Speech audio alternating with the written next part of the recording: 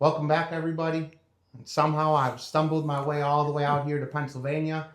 I'm out in the middle of the hills, out in the middle of nowhere, out in the middle of the quietest place I think I've ever traveled to in my life. It wasn't as warm as Texas today, but I wanted to give you all something different. And I'm here with one of the craziest guys here on the East Coast.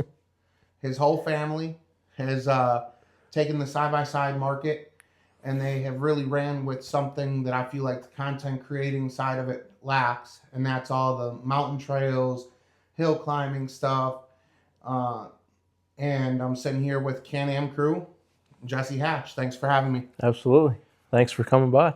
Thank you for giving us family-friendly rock, like the rock style content, and many of my viewers, they're all mud oriented or mud related. So it's cool to be here with somebody that does something completely different than everything that we've done. Like, this is episode 17. Okay. And so the first 16 were all people that people expected out of me. Okay. And so this one is kind Completely of a curveball. Okay. But I wanted to get with you because there's so much knowledge that you have. And, anybody at home that does follow you has picked up on your knowledge of Can-Am stuff. So how long have you been doing the Can-Am stuff? I bought my first Can-Am in, would have been June of 2018. No, December. It was December of 2018. I bought a Can-Am four-wheeler. And then in June of 2019 is when I bought my first side-by-side. And that's one I still have.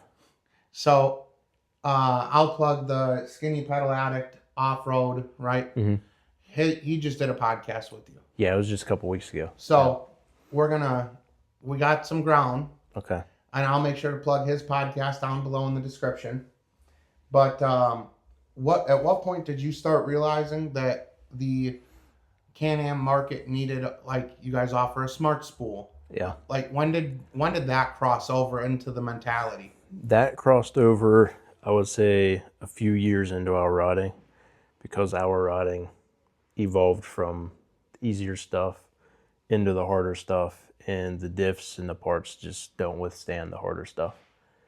And that's with any side-by-side, really, but the Can-Am Smart Lock really lacks in traction. And when we first started riding, it was easy trails, green trails, because it was just me and Sherry. And then we met Scott, and it was, another helping hand there to be able to okay, let's venture onto this black trail. We know if we get into some trouble, there's at least 3 people here. Yeah.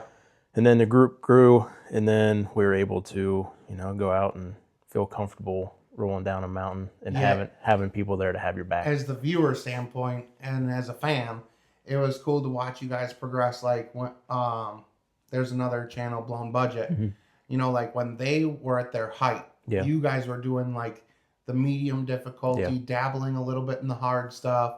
And I think that was right when Scott was on the channel. Yeah. And then when they just abandoned their fan base, really, at least that's how I feel. It's just my opinion. Don't come for me in the comments.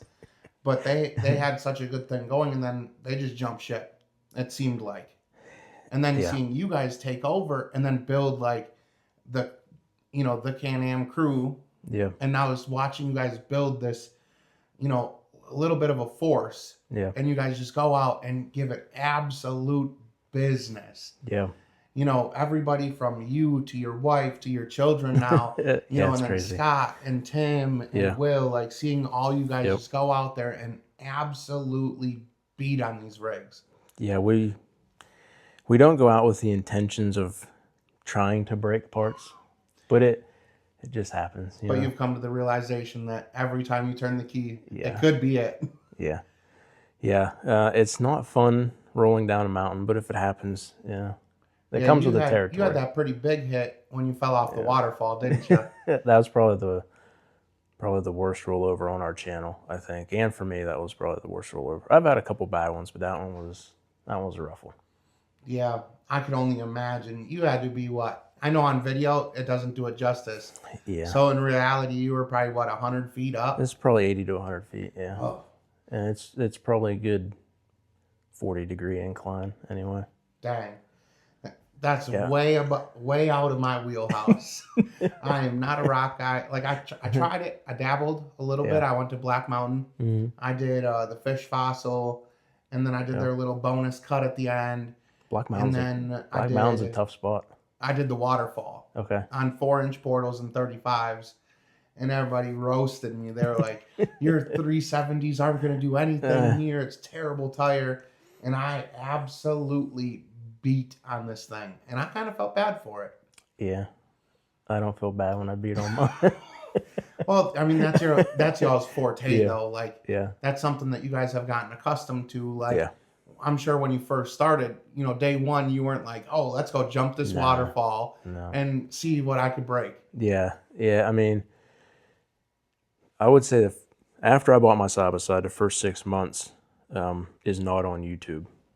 Really? Yeah, so after that is when we actually started YouTube. So we actually started YouTube fairly early on into owning side-by-sides. The first 6 months was strictly green trails.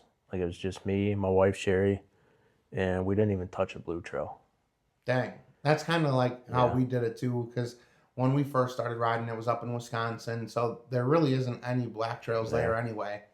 But similar story. Yeah. And then we moved to Kentucky, and then it was downhill from there. Yeah. I have the personality. It's like, I don't want to say I'm never like satisfied. Right. If I go out now and I don't hit something hard, I don't feel completed. Like, dang. That's how a couple of my buddies were when we went to Pickett. They were like, "We got to do Trail 100 because that just completes the weekend." Yeah, that's what I thought too, until I broke both rear axles, and then it was a struggle to get out because I wasn't smart enough to bring extra 2 rear axles. I only had 1. Yeah. So after the 1 was done, I was like, well, time to just get it out of here in front wheel drive. Yeah. And then the winch came in handy until that broke next. Well, that's one of our biggest comments is we get is like, you have a winch to get you out. And I said, no, the winch is for when we break and we can't make it out on our own. Yeah. That's kind of how I look at it now. Yeah. But I haven't been, I don't have nearly the miles that you guys have. How many miles are on yours and Sherry's? Because that's still a newish machine. Yeah, so I have 12,000 on mine. That's the black and yellow one. And then Aftermath is the green one. That one has just under 11,000 miles. And Sherry's 2023 that we got, it has like 3,500 miles on it. Dang. I've had my machine for 2 years. It hit 1,700 miles, and then I roached the motor. So, you guys did something that I feel is super unique to the side-by-side community. You guys did a 40-day trip. We did. And then how many days was it that you did last year? We did, I think ended up being like 23 days. So what is the thought process behind doing something like that? Is it budget oriented? Is it a park list oriented? Or is it just, this is what we're going to do? We have favorite spots. Or like the first year, it was so cool that you brought the viewers along with you. Yeah. Because that was a lot of firsts for you all as well. It was, yeah. That was not even riding. It was our first time out west, period. Because we've never really traveled a whole lot. We've always wanted to, but we've never been in the position to be able to. And then with my previous, like I call it my day job, I was able to work from home. So for the last 4 years of that job, I worked from home, and that allowed me the freedom to be able to go out and travel. As long as I have internet, didn't matter where I was, I could answer emails. Yeah. So that's when we got the idea of like, let's if we're gonna do it, let's do it. Right. We didn't really think about budget just because if you're gonna do something like that, you don't want to leave stuff on the table. Yeah, that's fair enough. It was a huge expense to get this thing all started. I mean, we've had credit cards, maxed, started paying them off. Finally got into a position to where we're like, okay, we're good. But a lot of people think that it's all sponsored and, oh, you can do this because of this. And it's, we funded it out of our pockets. But so it was, we wanted to pick, out of the 40-day trip, we wanted to pick like the top go-to destinations every 6 hours because we felt like driving 6 hours would be like a decent get there, be able to ride, and not be pushed for because time. you guys were setting up camp every day, right? Yeah. Most days were between 3.5 and 6 hour drives. And then we would stay at each place like a day or two or 3 or 4, depending on where it was. Yeah. And that's something really cool too, like just the logistics. Like I'm a truck driver by trade. Yeah. And so seeing no hard feelings, but seeing some rookies just get out there and just cut smooth across the country and then ride so much. It was like, man, these are all things that I could do during my work week. Yeah. I can't tell you how it was so smooth that it worked out, but there was no issues. Yeah. 40 days on the road with 3 trucks and trailers and 4 or 5 machines went without a hitch. I don't know how it happened. Now this last time, you guys burned through quite a bit of trailer tires. Yeah, because I know even my white trailer, my enclosed trailer, it has like 40,000 miles on it. And we've only had it 2 years. Really? So it was to be expected. Yeah. Didn't expect that many times I think we went through like 6 tires. It was like every other video, it seemed like every time you guys hit the road, boop, that was it. Yeah. And I made a mistake of just replacing the tires that blew with the exact same tire. We got that figured out now, though. We're good now. All right. So when you plan something like that, you said it like the 6 hour drive thing, but how do you, like, you did it 1 year, now you did it again. So how do you mentally prepare for like going, because you guys did a couple of the same parks. Does it feel like it's the same thing or no, because the parks change so much? So doing the same parks was just because we loved them so much. Like we did Sand Hollow twice because we don't feel like we hit everything the first time. So we went again and we ended up just hitting some of the same trails that we did last time because they were so cool. Colorado was just amazing, so we knew we wanted to do that again. Plus, Tim and Will weren't able to see that our first trip, so we wanted them to experience the same thing that we got to experience. Dang, that's pretty cool. Yeah. So, West Coast riding is way different than out here, like out east. Yeah. So, what do you think is the most challenging part of going from east to west? Do you think it's the travel, or do you think it's the riding style? Because out west, it seems like everything. Again, this is just from videos. I've never been, but it seems like everything out west is just like sandpaper. It is. So is it more technical out there because you can't just throttle? I would say it would be harder for someone that's only ridden West Coast to come ride East Coast because there's no trees, there's no roots, there's no mud hills, there's none of that out there. It's basically, I mean, you have some of that, not the stuff that we rode, but Sand Hollow. We were climbing stuff at Sand Hollow that if you put that out here on the East Coast, you'd never be able to touch it in a side-by-side. But there's so much traction out there that it becomes a little bit easier. Dang. And out here on the East Coast, there's no such thing as sandpaper, it feels like. No. Everything's wide open and hold on. Yeah, mud, slick, rain, dust, dirt. I'm sure that's out there, but we weren't able to experience that. Like Sand Hollow, Moab, you could do stuff out there in 2-wheel drive that you couldn't even dream of here in 4-wheel drive. Wow, that's kind of crazy. Because I just watched y'all's tire test video. Yeah. Where it seemed like everything was good when she went first. Yep. To do that, it looked like it was just going to be a little cut through, and all of a sudden the tires broke loose once, and it was it. It turned into a mudslide. It looked awful. Yeah. You were hiding behind the tree trying to get the film, and I think you're talking about probably at Ben Franklin Range, where it was like a little washout, and then there was that stump. Yeah. Yep. Yeah, I popped a tire on that one too. Yep. Yeah, that one, it looked doable until you got in there, and it was just like soupy. Yeah. Really, I think we broke through frozen ground and then finally hit like a water pocket because it got bad. Oh, yeah, because it looked like there was a lot of water that wasn't there before. Yeah, I don't know where it came from. Yeah. So when you guys do your park, like, do you guys know every month, let's say you're gonna go ride twice, at the beginning of the month, do you pick a park or do you just wait and check the weather? We wing it. Really? Weather, we don't really go by weather. Weather doesn't. We've never like, okay, we're not going here because it might rain. We ride all year. It doesn't matter the weather. Usually, what we do is, say we go on a trip. It's a weekend.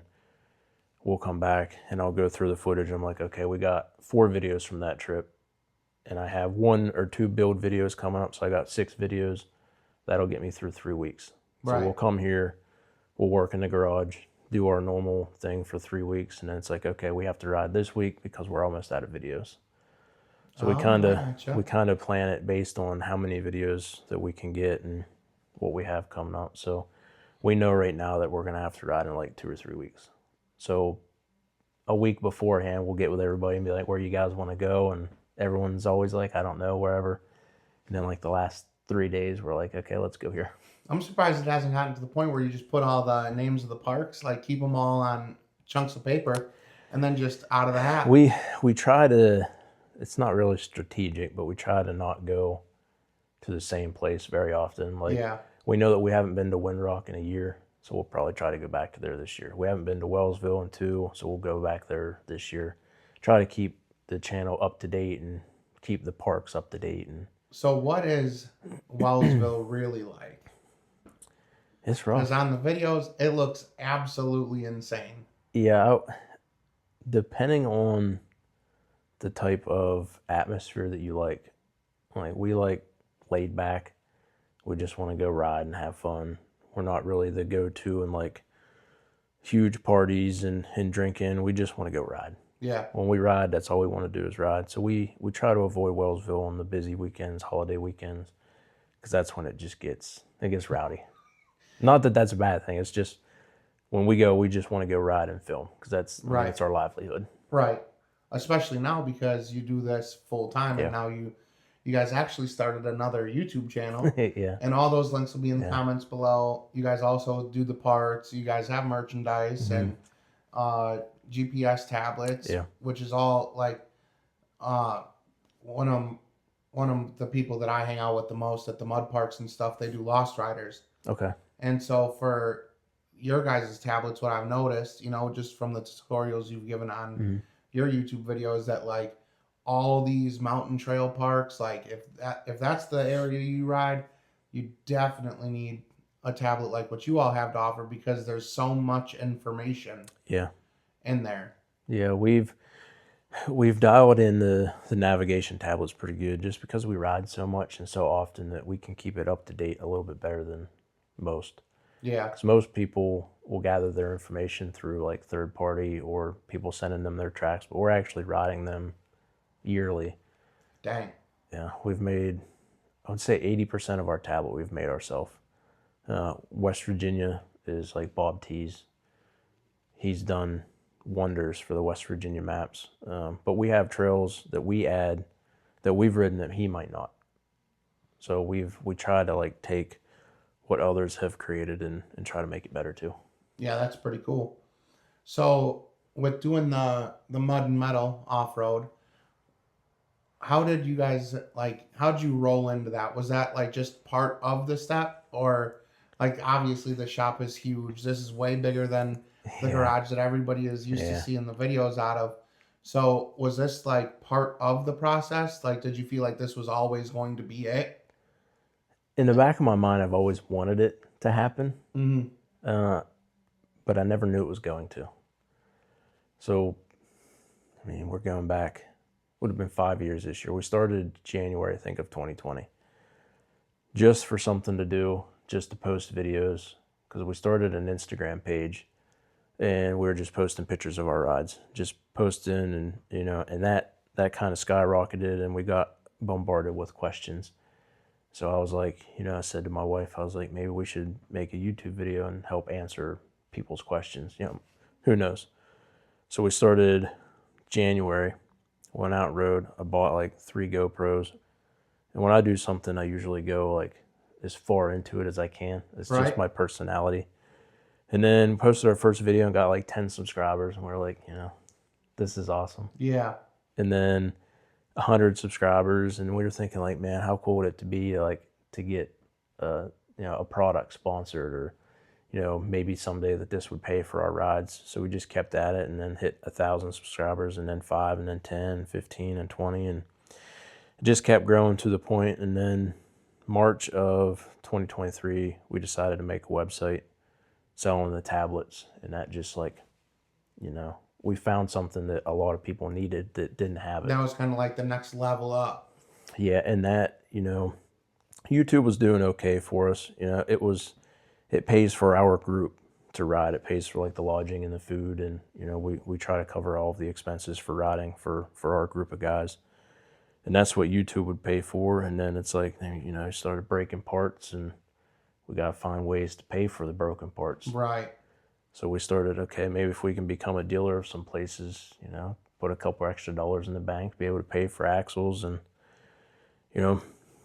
maybe not go out to eat, or, do lavish trips and save every penny we have. Because when we go ride, it's, it could be $2,000 in broken parts by the end of the weekend. I can only imagine some of the repair bills. So our main focus was to just have enough money to ride.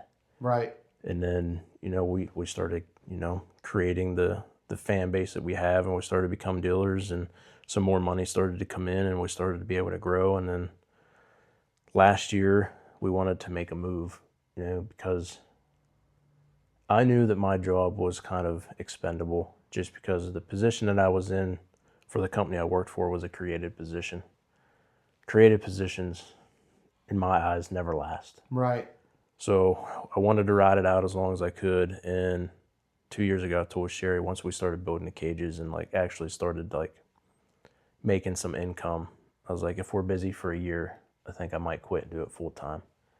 And that year came up, and I was like, I don't know, one more year. and then that year came, and I was still hesitant because I just didn't know what the future held. YouTube might not always be there. And it's just so up in the air with social media, you just never know. And then the company that I worked for called me and was like, hey, we're selling your division in 2 months. You're not going to have a job. Dang. So I told Sherry, I was like, well, we need to do something, because I'm not going back to a 9-to-5 working for somebody. It's not in my nature. I don't want to do it. So we actually looked for we wanted to buy a campground. We looked at a couple campgrounds in West Virginia. I actually went through the bank, wasn't able to get the loan for that. Tried another bank, wasn't able to get the loan for that. Just couldn't make that happen. And then decided that I think we want to open up a repair shop, something that is missing in central Pennsylvania. We wanted to create like the mecca of, off-road. No one's building cages around here. Dang. No one has a YouTube channel around here. So it's like, if we're going to go for it, let's go for it. And it feels like down by us, like in Kentucky, you could pretty much throw a rock and find 2 or 3 cage builders. Yeah. And so, that's super awesome that you were able to find the lane and stay, where home base is. Yeah. Because I'm pretty sure that you talked about it in the Skinny Pedal podcast, that you've lived here your whole life. Yeah, I grew up a mile and a half away from here. Yep. Dang. Born and raised. So this is home base for not only you, but, your kids as well. So it's super cool that you were able to find this place, and stay true to what you're doing and stay on the path of, staying true to yourself as well and what you've built. Yeah. Yeah. So that's kind of the short story. We could talk for hours about it, but just started looking for buildings to lease. Couldn't find anything to lease. Looked at one up here in Hollidaysburg. It's about 2 miles away from here. Found that and waited for like a month and a half. And they finally got back to us. It was like, we're not going to lease this. We're going to keep it for ourselves. And we actually looked at this place first. And I reached out to them. I was like, would you lease it? Because I didn't feel comfortable spending like a lot of money. Right. I just wanted to lease it because, I just lost my job, and it's like 2 months in. Wasn't sure what was going to happen. And they said no, that he's moving to Florida, that he wants to sell it and move on. So I was talking to Sherry, and she's like, Scared money don't make money. Dang. If you're going to do it, let's do it. So got the loan, got the down payment, emptied my 401k and every penny that we had in the bank for the down payment and bought it. Hey, you don't know unless you try. Yeah. And at least it is property. Yeah. So it always has a value. Yeah. It has some income coming in too, because we have rental units out there too. So it helps. I mean, that's cool. So you all offer a product called the Smart Spool, right? Yes. Yep. So what was the thought process in building and developing that? So the Smart Spool came about just because we got tired of breaking stuff. So our buddy Scott, so me and Sherry were on Visco locks, and then we went to a Halo 30. And for a Halo 30, if anybody doesn't know, which you're in the mud world, you probably do, but it's a $3,000 diff, and then you have to have a left axle and a right axle, and they're $1,400 for the pair. Wow. So you're looking at $4,500 for one machine for this Halo 30, and we had two machines, so I had to buy two. So I'm forking out $9,000 for a diff because we outgrew the axles and the diff that we had. So it's like if we want to keep riding the way that we're riding, we have to upgrade the parts. Right. So we had those, and our buddy Scott was still in the stock Smart Lock, and he was breaking the diff constantly. He was breaking axles, so we decided to weld it for more traction because the Smart Lock will slip. It's never true four-wheel drive. It's just a clutch pack. And then we welded it, and the traction was amazing, but he kept breaking axles because the axles were weak. So we were like, what can we do to get stronger axles and still have the traction? And my dad is probably one of the smartest people I know. He's been in the metal industry my entire life, and he's my go-to. So I was like, Dad, what can we do? And we already had the idea of like the welded Smart Lock. It's very simple, and it's a carrier with two gears on the end. So we were like, we could probably make this. It's very simple. Got with my dad, sat in his kitchen, me, Scott, and my dad, and started making drawings and got some prices. And in the Smart Lock, there's a clutch pack on the right side. And when you weld it, you can either grind the teeth out of that right side and leave the clutch pack in, or if you take it out, it's just floating. And it puts a lot of pressure, and we were breaking it. So we put the clutch pack in, and it stopped breaking. So we realized that on the right side, we need something. So we created a billet side cover that adds an extra bearing so it can't twist. Oh. So then we made the design, had my dad machine it, had it splined, made the billet side cover, put it on, tested it. And the first test was on our 40-day trip. Wow. So halfway into the 40-day trip, Scott broke an axle. And I don't even think we caught it on camera, but we were in New Mexico, and I was winching him up a sandbank. And he drove right into, and I winched him into like the side of a bank, and it broke the axle. And we couldn't get the axle out. Tried beating on it, everything we tried, we couldn't get it.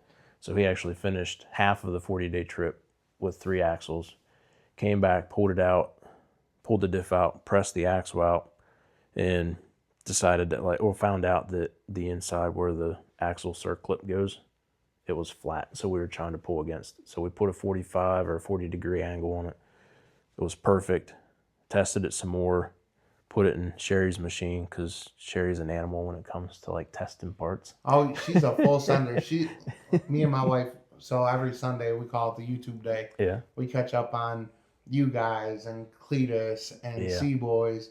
And every time we watch, she was like, if I ever drove, I would drive like Sherry. And I'm like, not with my pocket.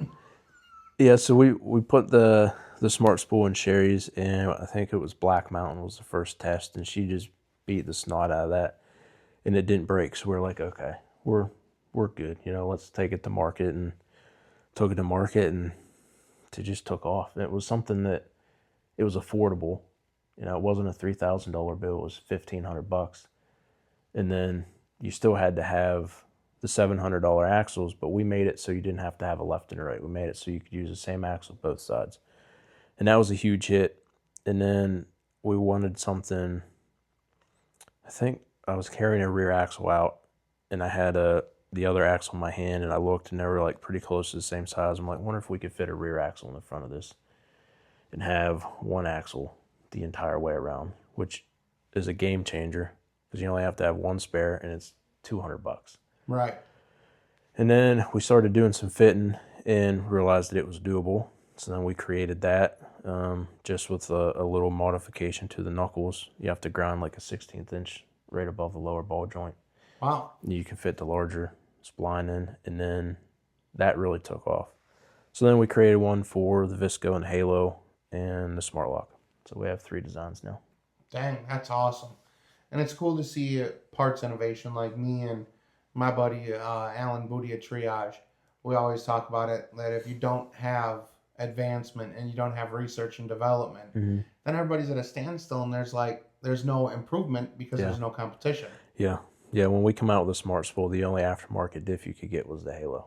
There was nothing, and now there's 4 or 5 different companies making similar things. So it's like, so it kind of took off after you guys kind of hit the ice right perfect, and then all of a sudden then everybody was like, oh well, maybe this is a good idea. And there's a couple other options on the market, but for true 4-wheel drive strength, ours is still the strongest, least expensive option, which, we don't have huge crazy overhead. We don't have $10,000 machines and 20 employees. Right. We can charge a lower cost and still make out, and me, Sherry, and Scott share the profits of the Smart Spool, so that that helps our friends be able to succeed in owning their own business and gives them riding money. Right. And then we created the on the wall there we have a Canam and Polaris wheel bearing press tool, and we shared that with our buddy Tim, so he's able to profit a little bit off of that, and then he can fund his riding style. That's pretty cool. I'm not a wheel bearing guy myself. Portals kind of take that out of the equation. Yeah. So with you guys doing all the rocks and stuff, why haven't you guys built like a 40-inch tire portal buggy yet? We don't want to get out of touch with our core group.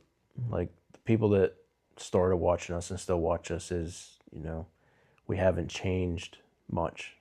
Our riding and what we're riding has changed a little bit, but our core group is, Hatfield, McCoy, Tennessee. Yeah. That's who watches us. So I don't want to lose touch too much and go too out of the realm. I gotcha.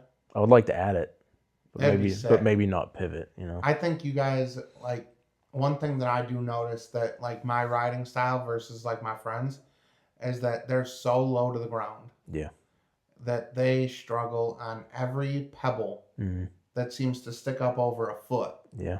Where me, it's just, when I was on 35s, I was much more reasonable. Yeah. Now I've just gotten completely unreasonable in my area. Now I just drive this monster truck looking thing around, but like a 4-inch box on like a 40-inch tire with a bunch of gear reduction, it seems like the number one ticket for, rock crawling. And, that's one of the questions that my wife told me that I had to ask on this podcast is, why do you guys stick to a smaller tire? Parts. Really? That's the easy, I guess, analogy is, the bigger the tire, the harder it is on parts. The ball joints, the axles, the diffs, the A-arms, the trailing arms, the radius rods. The bigger the tire that you get, the easier the parts break.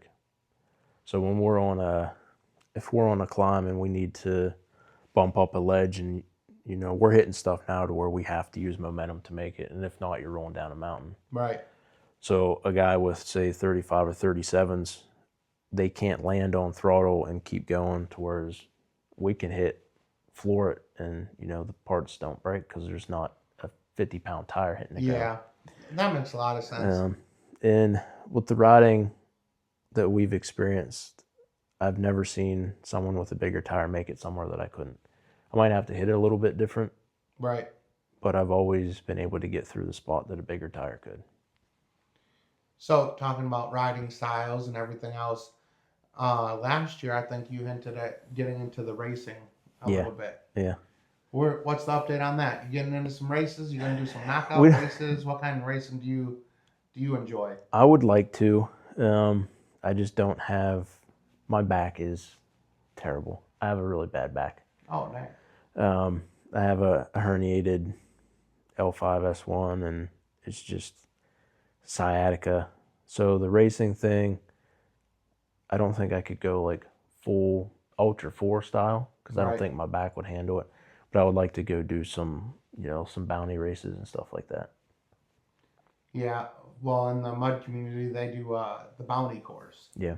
And that always seems, it doesn't seem bad when you're watching it outside, but everybody you talk to is like, inside the cab, you're going left to right, up and down. Yeah.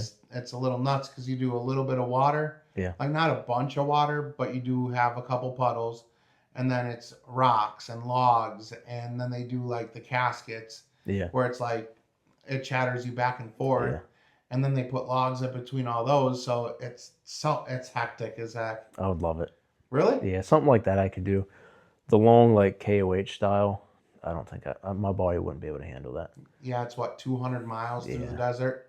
You're hitting whoops that are probably as tall as us. Yeah, but if you're talking like an hour race or something like that, I could definitely hang with that. The bounty course stuff, well, in Alabama for small tire, it was like a minute, 4 seconds, I think. It's so fast. Yeah. It's something you guys definitely, I feel like you gotta at least watch some videos on it and see if it's something you guys would do. I'm always down to try new things. Speaking of new things, we talked a little bit before we got in here. You used to be a mud kind of guy. I have, yeah. Well, I was. Four-wheelers. Put me on a four-wheeler and I'll go through mud.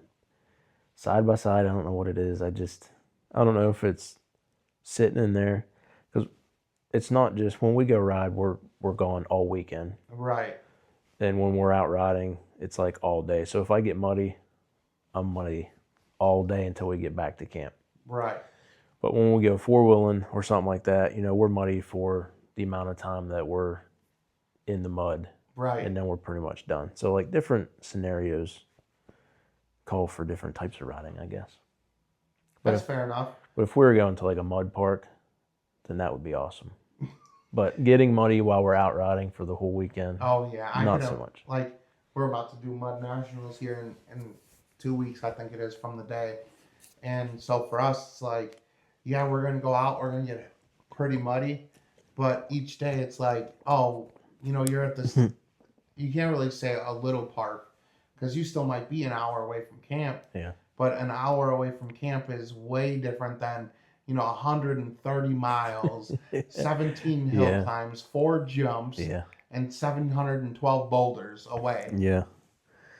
Yeah, it's a little bit different. So you guys did an event in Tennessee last year, right? And you guys did a knockout style race. Yeah. Mm-hmm. So what was that opportunity like to host your own races and do something like that? It was a lot of fun. I really enjoyed it. I'm not the most outgoing person, which kind of seems weird for someone that does YouTube. We're pretty quiet and laid back. But through like the journey and the process, I really enjoy meeting people and like talking to them. And it's really cool to meet people that have the same kind of background, the same hobbies and love for like the outdoors. And to have all those people like in one area doing like the same thing that you enjoy was really cool. Yeah, that's the kind of vibe that we get. Well, like for me and my twin, we went to OPE, and that's everybody gets together. You're all in a building, and that's it for 2 days. So, have you guys ever thought about making it out to the Off-Road Product Expo or like the Power Sports Expo? Yeah, we want to get out and do as much as possible, as quick as possible. We just got to find time to do it. Yeah. I feel like that's always the issue is that if there was like a second Saturday or give me like a second Tuesday or something, but if we could start squeezing a couple extra days in a week, it would just be a better place. Yeah, I agree. Yes, we just have to make it, a set time to just go out and do stuff like that. Maybe set the camera back, or just go enjoy something like that. Right. Yeah, OPE, they do that in January in Arkansas. And then the Power Sports Expo, that's out in Oklahoma Okay. right before, I think it's the last weekend or second to last weekend in October. Okay. But I was curious, as a fan standpoint, it was like, you guys are doing the diffs now, and you guys got the bearing puller or presses, your axle pullers. Yeah. Like, you guys have products now where it's like, even though like the off-road product expo, that's like, I would say 80% mud oriented. I feel like there's so many people that would get so much knowledge. Yeah. Especially Can-Am stuff, because everybody's going way too big of tires, then they're doing stuff that is kind of unheard of, but big tire style stuff. Yeah. Yeah, and that's one cool thing about the Smart Spool. It was kind of born around rock crawling.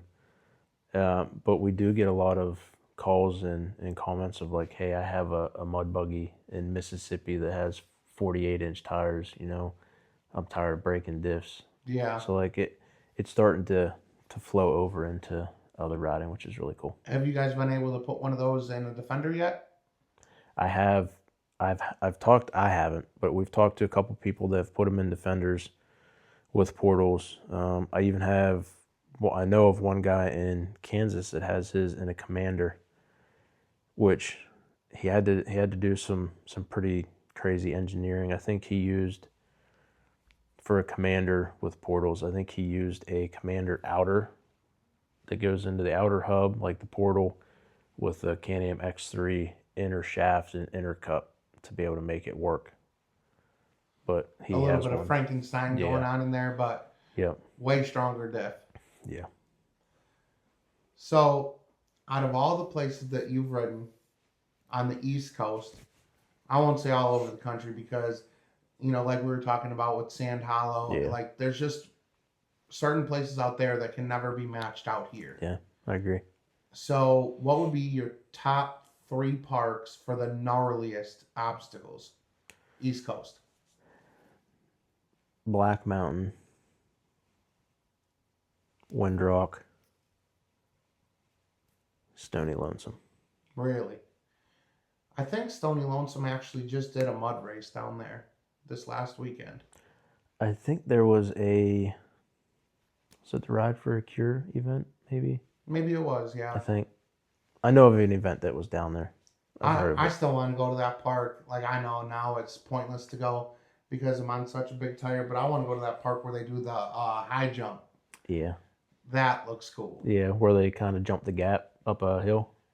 Yeah, I think so. I think it's where they have like people on both sides of it, and they just seem to launch straight up. All right, yeah. And then they land, and their suspension goes kaput. And they're like, "Well, I don't know what happened." I know. Here. Yeah, I know what you're talking about. Yeah, Stony's a really cool place. It's more like bouncer oriented. Really. Jeeps, stuff like that, which is why we like it, I think. Go play with the full sizes in a side by side. Yeah, full size really. They churn the earth when they get on trails, and they usually make the trails harder, which is what we go for. So if there's a park that allows Jeeps in full size, usually the trails are pretty good. Dang, I never really thought of it that way. Yeah.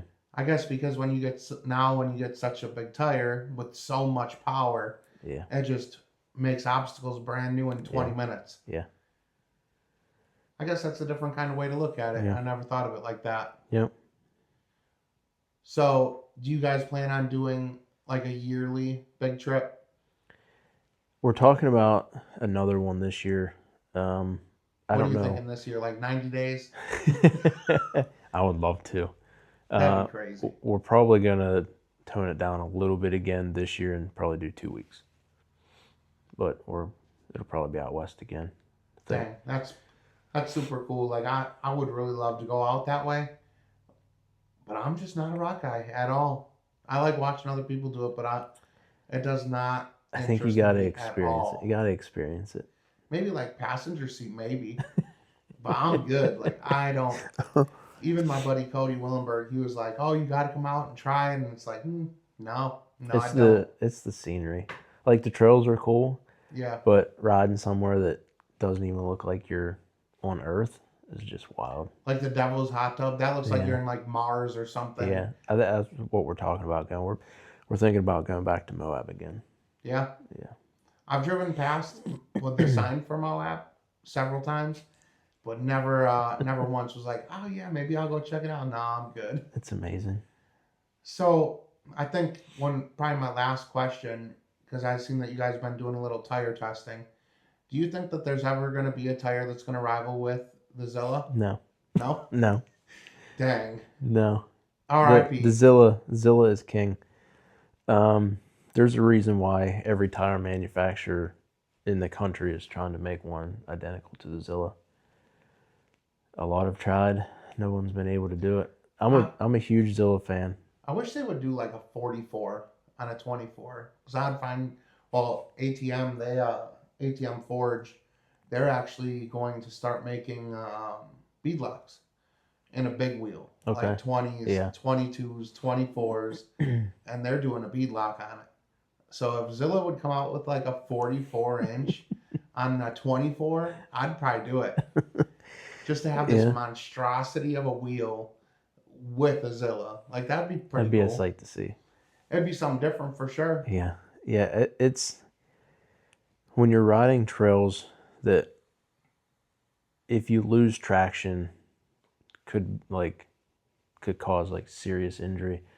You have to have a tire that you can really trust, and there's no other tire that I know that when I hit a ledge that it's going to go exactly where I want it to. There's just no other tire that'll do it. Like, there's some tires that are good, and the Nitto is a really good, but if you take it off the rock, it's not as good as a Zilla. So like, it might do just as good of a Zilla as a Zilla on rock, but you take it off, it doesn't. Zilla would do everywhere, except snow and ice. Yeah, it didn't seem like you guys were having a lot of fun in the last series y'all did with the tire test, and just the ice looked brutal. Yeah. And like, I'm a fair weather rider, so I have to give you your guys' flowers, because I've watched so many videos, like when you guys went mud riding. Yeah. You know, you guys were out there and it's snow everywhere. And here you guys are. The water was probably 20 degrees or colder. I know we did it in West Virginia there not too long ago, late last year, and it was probably the coldest day of the winter. It was 5-10 degrees, and we're out neck deep in mud. Yeah, that makes me want to sit in the house and flip you guys on YouTube, because I'm not going. There's a lot of people that say that and say about our riding. It's like, I would never do that, and I always tell them we do it so you don't have to. That's fair enough. Yeah, I'm more of like a 65 to like 105. I'm cool with, that 40-degree range. Yeah. Anything less than 65, no thanks. And 105, the only place I'm going is to like a local off-road park where I know they got a swimming hole. Yeah. I'm too hefty for all that. I hate the cold. Really? Yeah, I hate it. It's weird because you guys seem to thrive in the cold. Like, every time it gets cold outside, you guys are out doing some absolute wild something. Yeah, we don't really base our riding on weather. We've been caught off guard a few times, but it's like, what are you gonna do? Right. You're already there. You might as well just deal with it. Yeah, I remember watching one of y'all's videos where it was sunny in the first day, and then the next day, boom, blizzard. And you guys are riding back. You're like wiping your eyes. I mean, the snow was coming down. I was like, no thanks. Yeah. What are you going to do? I guess it's not like, especially with the way that the weather's been this year, it's been so unpredictable. I mean, especially down south, like, to see the amount of snow that even we got back home in Louisville, it was like unheard of. Everybody's going to panic. Yeah. Because we've gotten so much snow. So like you said, there's nothing you could really do to stop it. And again, if you're on a 2 or 3 day trip and the first day is 60 degrees, you're not going to pack up and leave because it's got crappy outside. Yeah. We've been doing 2 videos a year, or 2 videos a week since we started.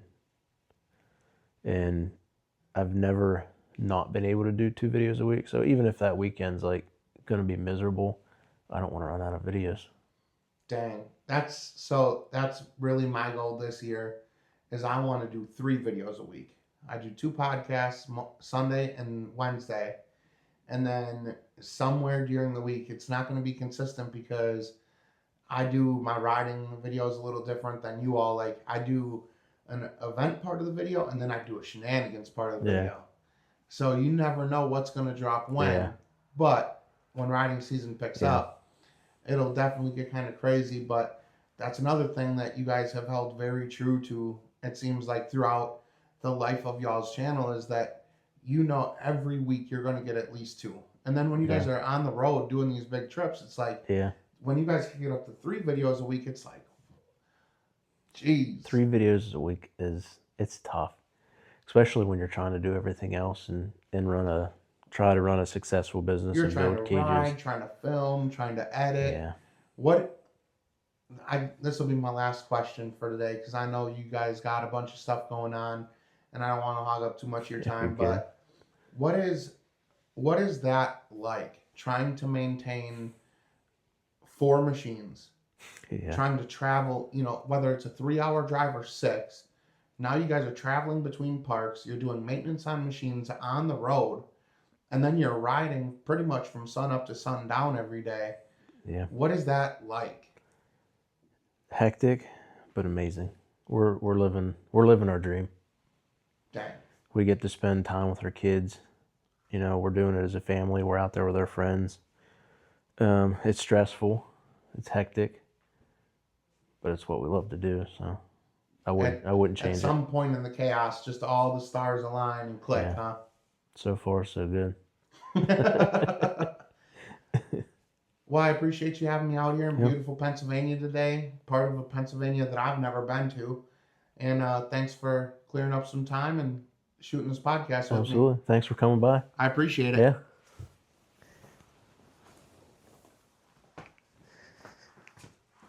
That was cool.